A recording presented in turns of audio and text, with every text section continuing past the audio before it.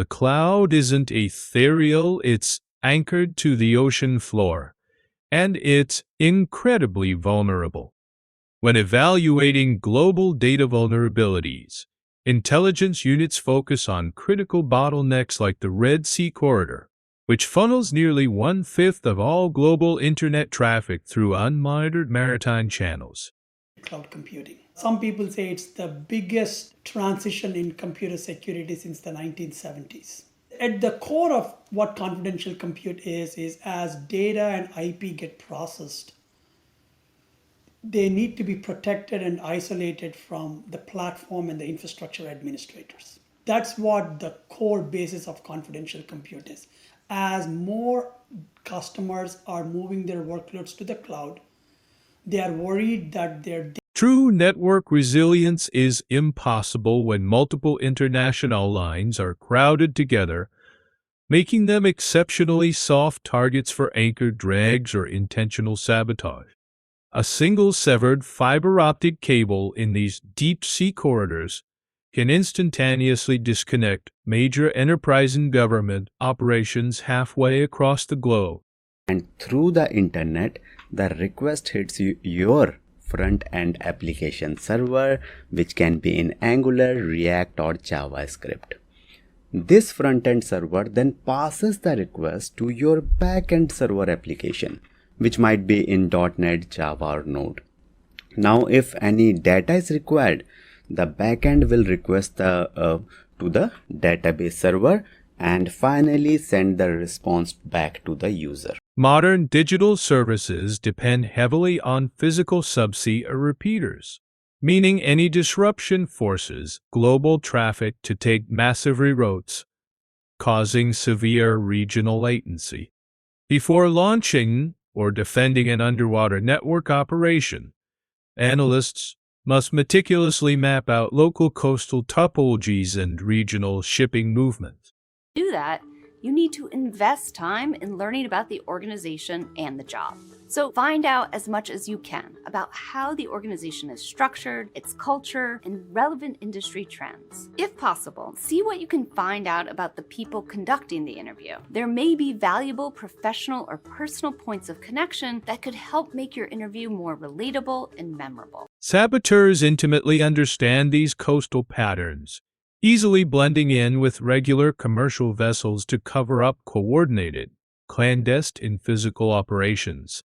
The moment a critical undersea connection goes dark, Naval Command Centers instantly activate structured crisis response protocols to isolate the point of failure.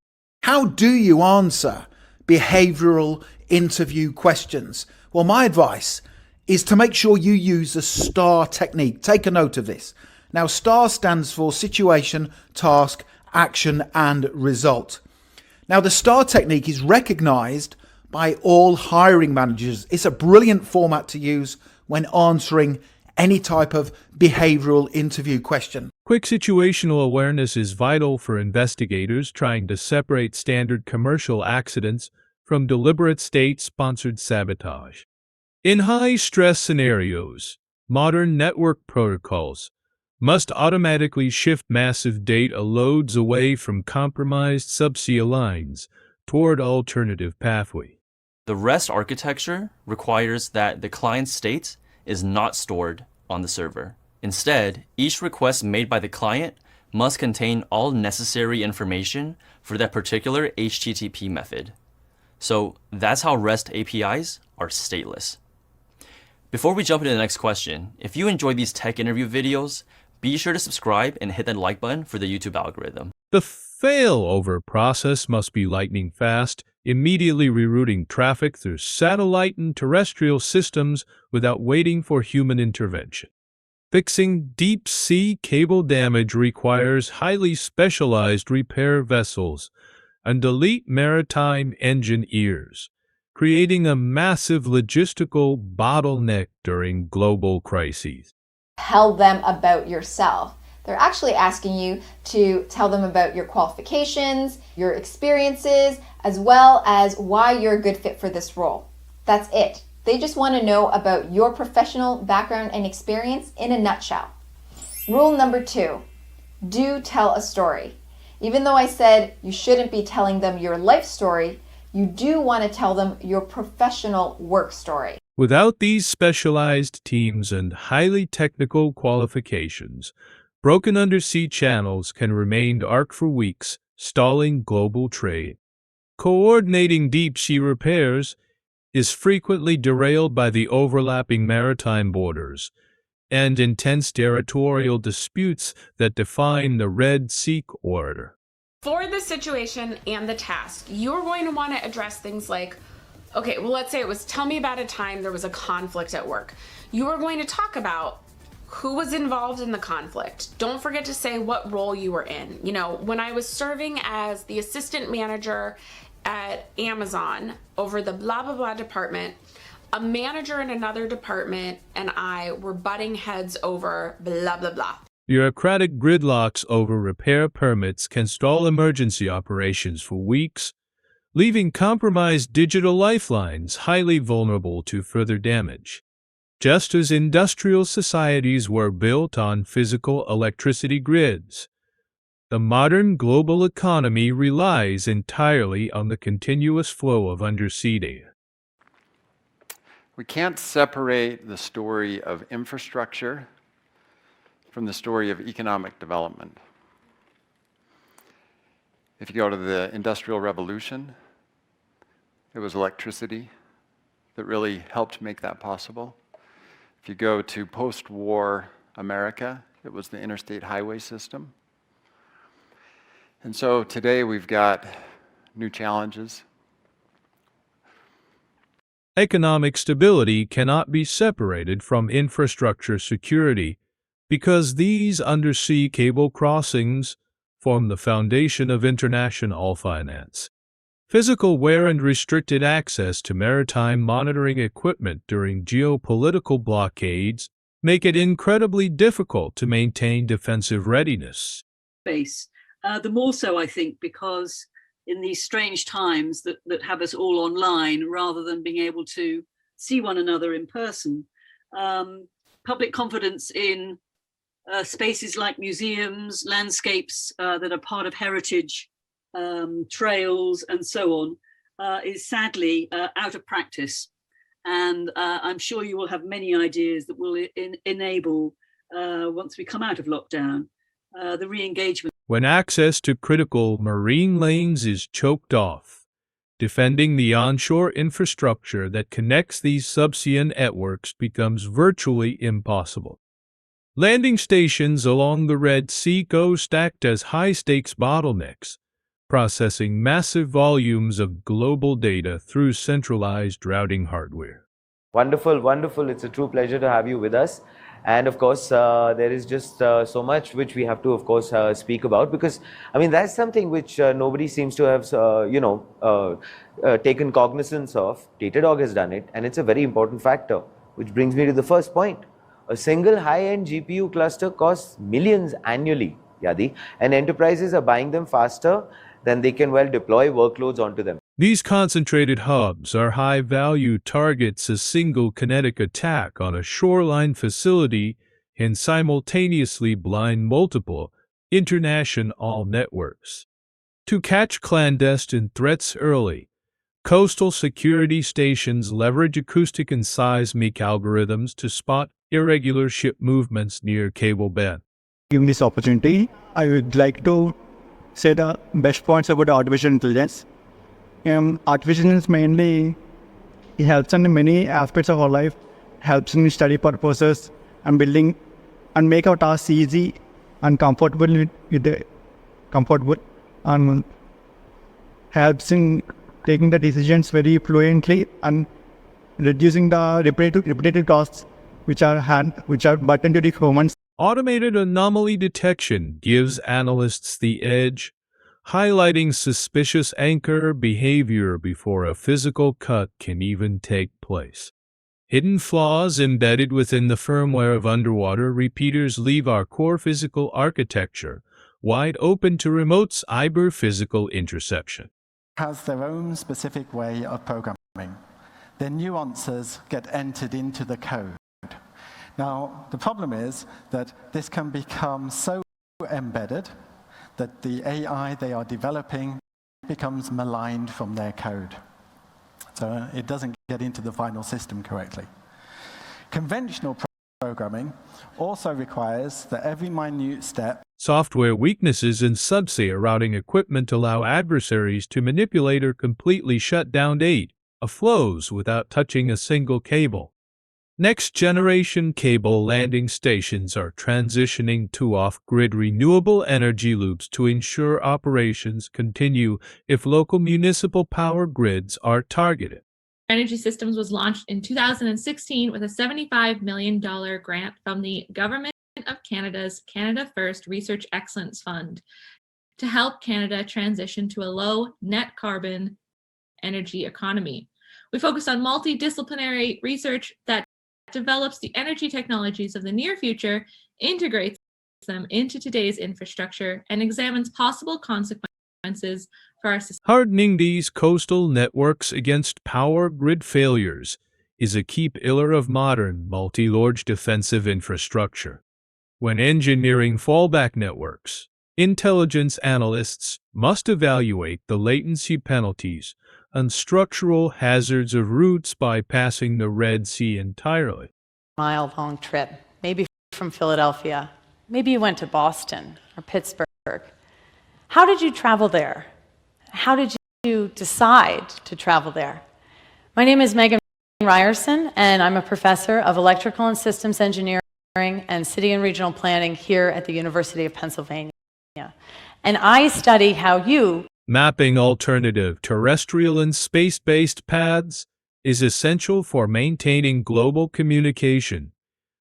If a major maritime corridor goes dark, knocking out even a fraction of Red Seal ending architecture triggers an immediate digital bottleneck, dangerously overloading adjacent regional hubs.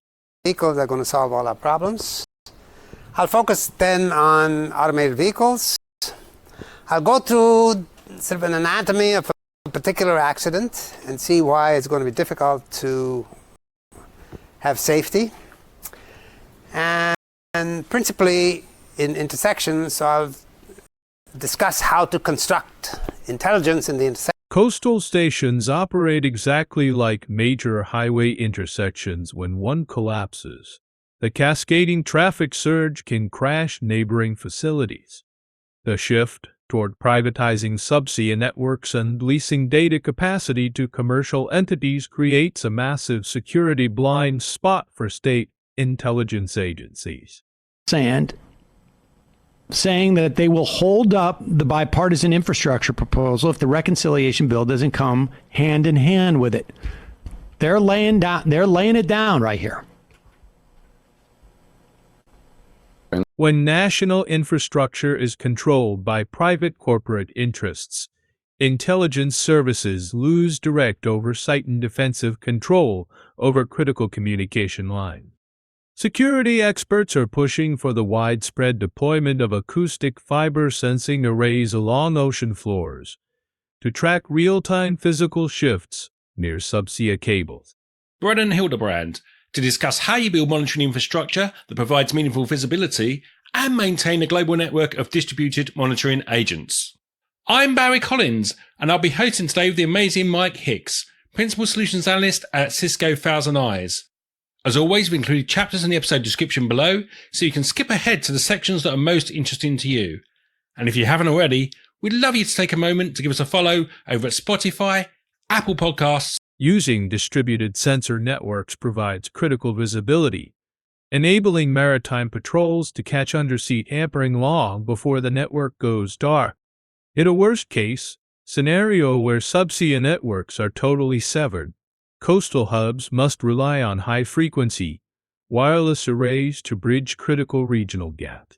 LED lamp to a solar cell with a laptop acting as a receiver. So there is no Wi-Fi involved, it's just light. And you may wonder, what's the point? And the point is this. There will be a massive extension of the internet to close the digital divide. And also to allow for what we call the Internet of Things, tens of billions of devices connected to the internet. High-capacity wireless link fallbacks as a vital safety net, bypassing severed ocean lines to keep essential government centers connected. Over years of operations, coastal facilities accumulate and monitored vendor connections and stale remote access accounts, opening doors for digital sabotage. About remote access creep, a growing security challenge that often develops slowly and quietly over time. Remote access is essential for modern business. It enables remote work, vendor support, system maintenance, and operational flexibility. But when remote access connections accumulate without proper oversight, they create hidden risk. Permissive access policies inside landing terminals represent a significant security risk, giving adversaries a frictionless path to exploit physical infrastructure. Recent maritime conflicts demonstrate that subsea systems and landing sites are now priority geopolitical targets, altering our entire approach to network redundancy. Of airstrikes happening across the Middle East. I completely changed the way you think about data centers and redundancy and critical thinking. In the UAE was down after Iranian drones hit the UAE data center. This is a developing story. Exposed to a category of risk the data center industry was never primarily. When critical nodes are targeted by direct military action, traditional backup protocols break down, exposing severe gaps in physical network survivability. Undersea amplifiers and onshore terminal systems require massive amounts of power, leaving them highly dependent on vulnerable regional electricity grid. With you, maybe just set the stage for us, because of course there's so much hype around artificial intelligence, and the two things sort of go hand in hand. You need the data centers to train a lot of these models.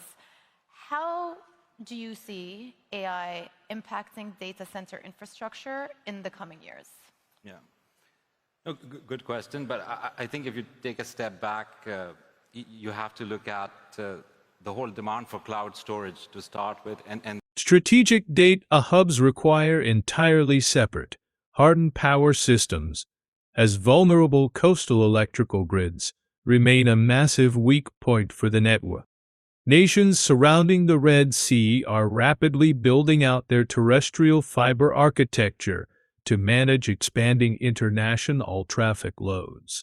UAE is already in a leadership position when compared at least to the Middle East in terms of providing a good consumer experience in terms of broadband.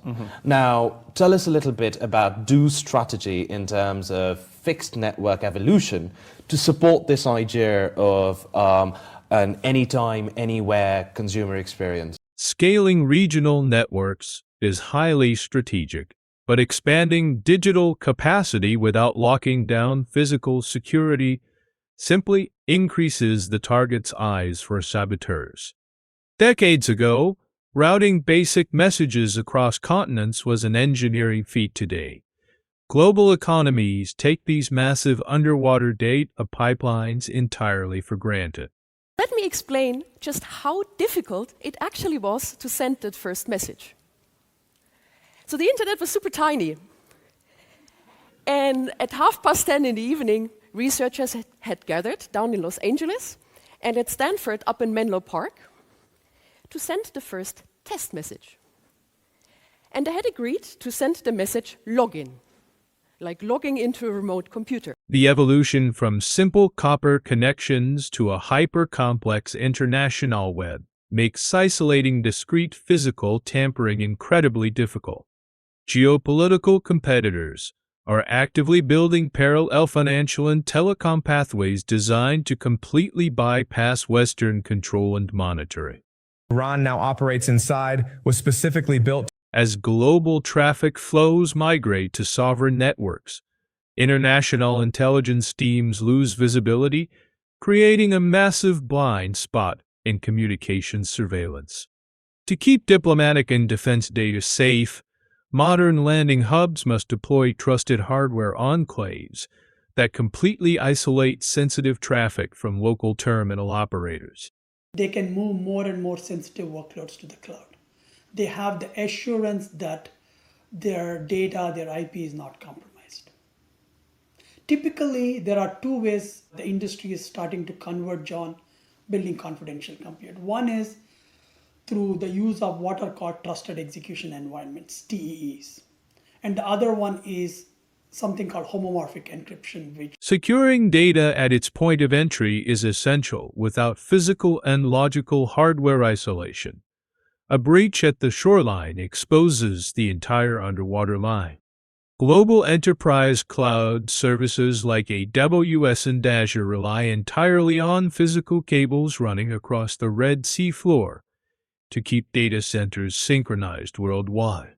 Cloud platforms, all the servers and the database and many more services are already present. Your company has to just use them through the internet. Okay.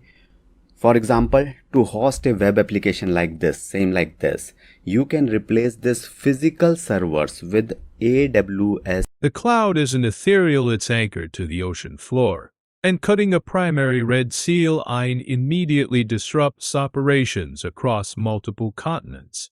Defensive military planners spend months mapping the unique layout out in depth of the seabed before deploying naval patrols to watch over critical lines.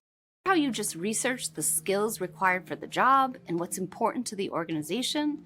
Well, now you get to tell powerful personal stories that connect each of those to your own experiences, values, and achievements in both your work and personal life. Pick 3 or 4 main messages you want to convey and craft your narratives accordingly. The goal is to have these in your back pocket so you can smoothly trot them out as answers to relevant interview. Running routine simulations is critical to counter state-backed saboteurs. Maritime forces must understand the exact physical structure of underwater cable trenches. The absolute second a subsea-aligned ROPS connection. Engineering and analytics teams conduct forensics to determine the exact location and mechanism of the cut. When using the STAR technique of situation, task, action, and result, you start off your answer to the interview question and you tell the interviewer the situation you were faced with. You then move on and briefly explain the task you had to complete.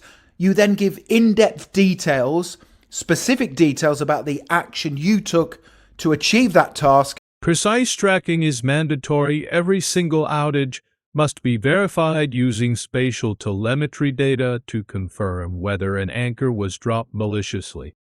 Achieving true resilience requires an adaptable network layout capable of instantly isolating a broken cable without triggering a regional blackout. What are the differences between REST and SOAP?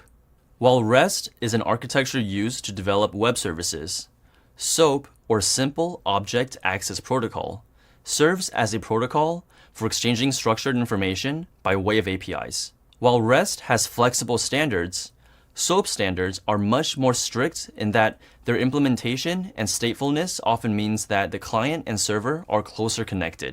Developing smart, automated rerouting mechanisms guarantees that if a Red Sea choke point drops offline, traffic shifts effortlessly without human friction. Foreign intelligence units must closely cooperate with coastal states along the Red Sea to secure vulnerable shoreline enclaves before adversaries exploit them.